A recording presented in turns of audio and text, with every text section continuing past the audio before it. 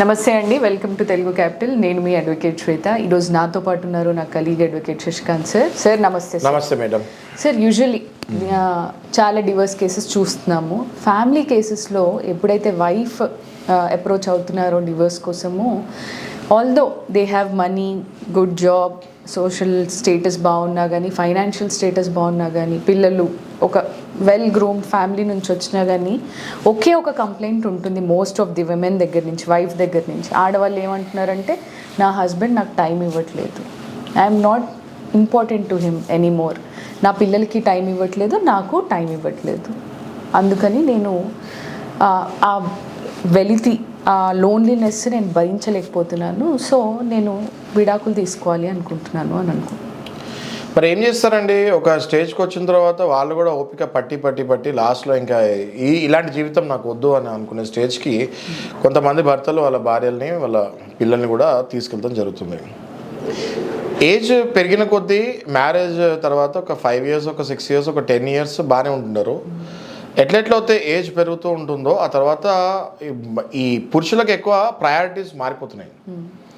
ఎప్పుడైతే they think that I will not get any more happiness from my family, పిల్లలు పెద్దవాళ్ళు అయిపోతారు, ఇంటికి వెళ్ళగానే ఏదో ఒకటి అడుగుతారు, లేదా వాళ్ళతో కూర్చొని డిస్కషన్ చేయాలి, విచ్ ఐఎమ్ నాట్ ఇంట్రెస్టెడ్, లేదా భార్యతో కూర్చోవాలి. భార్య అన్నాక ఏం మాట్లాడతారండి, మా అయితే మీకు ఏం వండి పెట్టాలి, లేకపోతే ఇవాళ ఎలా అయింది, హౌ ఇస్ యువర్ డే అని అడుగుతారు. వీళ్ళకి ఆ క్వశ్చన్స్ ఇంట్రెస్టింగ్ అనిపించట్లేదు. వీళ్ళకి ఏమైపోయింది అంటే బయట, ఇప్పుడు నేను మళ్ళీ మీకు ఇంతకు ముందు కూడా వీడియోస్లో కూడా చెప్పాను, పురుషులు 40 ఏళ్ళు దాటిన తర్వాత కూడా వాళ్ళు ఇంకా చిన్నపిల్లలాగానే బిహేవ్ చేస్తున్నారు. వాళ్ళు ఇంకా పబ్స్కి వెళ్తున్నారు, వాళ్ళు ఇంకా గ్యామ్లింగ్స్లో క్యాసినోస్కి వెళ్తున్నారు, పబ్స్కి వెళ్తున్నారు, కొత్త అలవాట్లు చేసుకుంటున్నారు, అక్కడ ఎవరెవరినో కలుస్తున్నారు.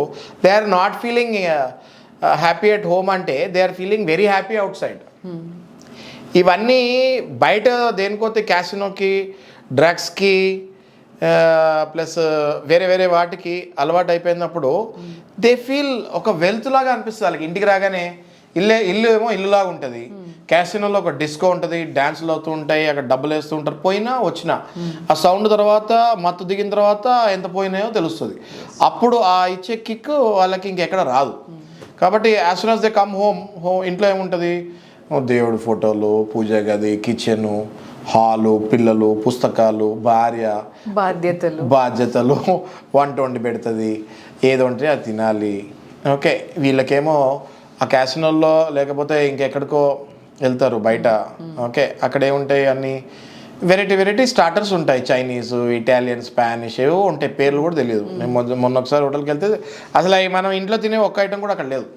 వీళ్ళు ఎప్పుడైతే వాటికి అలవాటు అయిపోతారో ఇంటికి రాగానే వాళ్ళకి అట్లీస్ట్ వాళ్ళ ఆవిడ పెట్టే ఫుడ్ కూడా, మనం ఏం తింటాము, సౌత్ ఇండియన్స్ ఎక్కువ అన్నం, పప్పు, కూర, నెయ్యి, అప్పడం, వాళ్ళకి అది చాలా ఇట్లా బీపీ రేజ్ అవుతుంటుంది వాళ్ళకి అవి చూస్తే. ఏంటిది, ఇది నేను తింటానా అని చెప్పి, నాకు చికెన్ ఫ్రై, ప్రాన్స్ ఫ్రై, అది కూడా మళ్ళీ అది ఏదో వెరైటీగా టేస్ట్లు కావాలి వాళ్ళకి. రోజు ఇంట్లో అవన్నీ వండి పెడతానికి డబ్బులు ఎవరు ఇస్తారు, వీళ్ళే ఇవ్వాలి కదా, వీళ్ళు ఇయ్యరు డబ్బులు. ఇవ్వకుండా ప్రాన్స్ ఫ్రై, చికెన్ ఫ్రై ఎక్కడి నుంచి వస్తుంది? భార్య కూడా సంపాదిస్తుంది అనుకోండి, ఆ డబ్బులు పిల్లలకి చదువులకి, బుక్కులకి, పుస్తకాలకి, వాళ్ళని ఎప్పుడైనా సరదా బయట ఏదైనా బట్టలు కొనడానికి వాటికే సరిపోవు డబ్బులు. మిడిల్ క్లాస్ కదా, 80% of our population is lower middle class and higher middle class. అసలు రిచ్ పీపుల్ అనేది మన దగ్గర 10 to 20% మన పాపులేషన్. మీరు పర్ క్యాపిటల్ ఇన్కమ్ కానీ, జీడిపి కానీ ఏదైనా తీసుకుంటే రిచ్ పీపుల్ అని ఎవరు ఉన్నారండి? ఇవాళ రేట్లో మీరు చెప్పండి, ఇవాళ మార్కెట్లో రియల్ ఎస్టేట్లో గజం ₹1,00,000 అయిపోయింది. ఎవడైనా ఒక ప్లాట్ కొనగలుగుతున్నాడా? సగటు మనలాంటి వాళ్ళు, సగటు మనిషి నెలకి 2 లక్షలు సంపాదించే సాఫ్ట్వేర్ ఉద్యోగి కూడా ఒక ప్లాట్ కొనాలంటే ₹1,00,000 ఎక్కడ కొంటాడంటే, అంటే ఒక ప్లాట్ కొనాలంటే సాఫ్ట్వేర్ ఉద్యోగి 5 ఏళ్ళు వాని గ్రాస్ శాలరీ పెట్టాలి, అంటే సేవింగ్స్ చేయాలంటే 15-20 ఏళ్ళు కష్టం. అంటే ఒక సాఫ్ట్వేర్ ఉద్యోగి ఒక జీవితం కష్టపడితే ఒక ప్లాట్ కొంటాడు, రైట్? సో ఇట్లాంటి పరిస్థితులలో డబ్బులు ఎక్కడ మిగులుతాయి? వీళ్ళు ఇంకా ఇలాంటి అలవాట్లకి వెళ్ళిపోతే ఇంకా రూపాయి కూడా మిగలదు. అట్లాంటి ఫ్యామిలీలో డిస్టర్బెన్సెస్ ఎక్కువ వస్తున్నాయి మేడం. ఆ డిస్టర్బెన్సెస్ వల్ల ఏమవుతుందంటే, వైఫ్ తట్టుకునేంత వరకు తట్టుకొని, పిల్లలు ఎప్పుడైతే స్లోగా ఇంజనీరింగ్కి, జాబులకి వస్తారో మంచి టైం చూసుకొని విడాకులు ఇస్తున్నారు. ఇదో ట్రెండ్ అయిపోయింది. వైఫ్లు అందరూ కూడా భరిస్తున్నారు, బాగా భరిస్తున్నారు. ఎప్పటివరకు భరిస్తున్నారు, ఇది హస్బెండ్స్ తెలుసుకోవాలి. ఎప్పటివరకు భరిస్తున్నారు? మీ పిల్లలు సెటిల్ అయ్యే వరకే భరిస్తారు మిమ్మల్ని. ఆ తర్వాత మీ పిల్లలు ఎప్పుడైతే ఉద్యోగాలు వస్తాయో మీ పిల్లలే దగ్గరుండి మీ ఆవిడతోటి మీకు డైవర్స్ ఇప్పిస్తానికి ముందుకు వస్తున్నారు. ఆ కల్చర్ స్టార్ట్ అయింది. మేము విపరీతంగా కేసులు చూస్తున్నాం. పిల్లలు తల్లిని తీసుకొచ్చి విడాకులు ఇప్పించే రోజులు వచ్చేసాయి.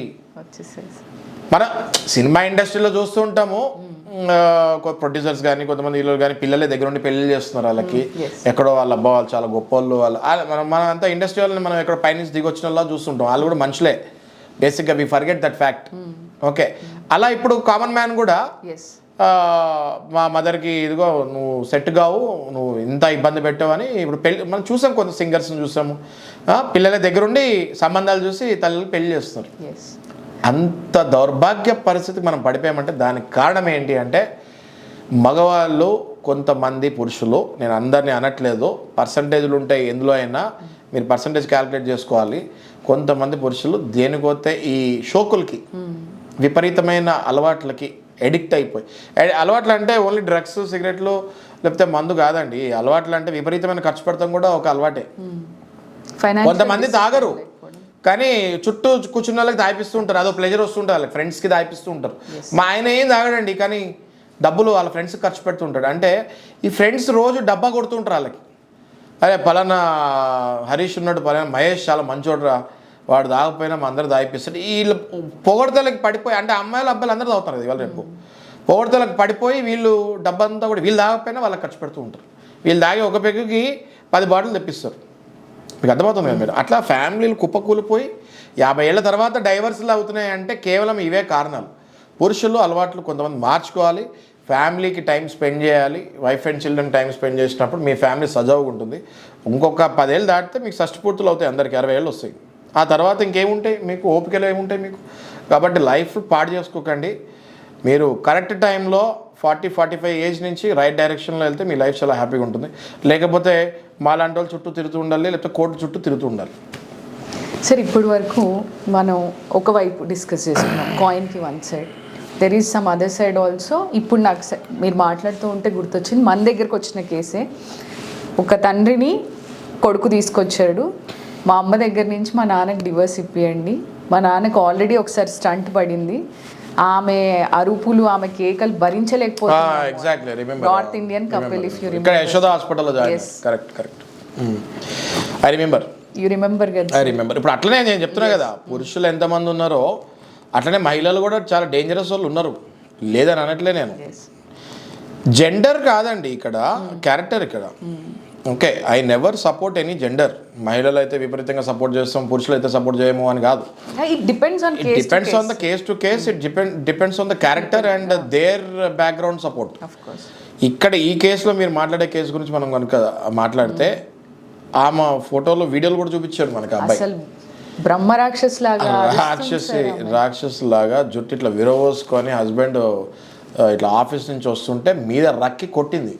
అసలు ఆయన హెల్ప్లెస్ గా కామ్ గా కూర్చొని అసలు ఆమె అంత అరుస్తున్నా కానీ ఆయనకి ఆమె కరెక్ట్ కూడా కాదులేండి మేడం. అది నేను ఆ వీడియో చూసిన తర్వాత వెంటనే డైవర్స్, కౌన్సిలింగ్ కూడా వేస్ట్ అనుకున్నాం మనం.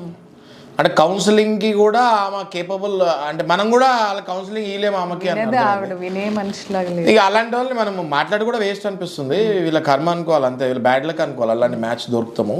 అలాంటి వాళ్ళకి మనం చేయాల్సింది ఏంటి అంటే, ఒక మంచి పని ఏంటంటే వెంటనే అలాంటి వాళ్ళకి డైవర్స్ ఇప్పించి వీలైనంత తక్కువ మెయింటెనెన్స్లో ఆవిడ్ని ఈయన దగ్గర నుంచి వదిలిపించేసి ఈయనకే శేష జీవితం ప్రశాంతంగా ఈయనని బతికిస్తే కాపాడుకుంటే మనకు చాలు.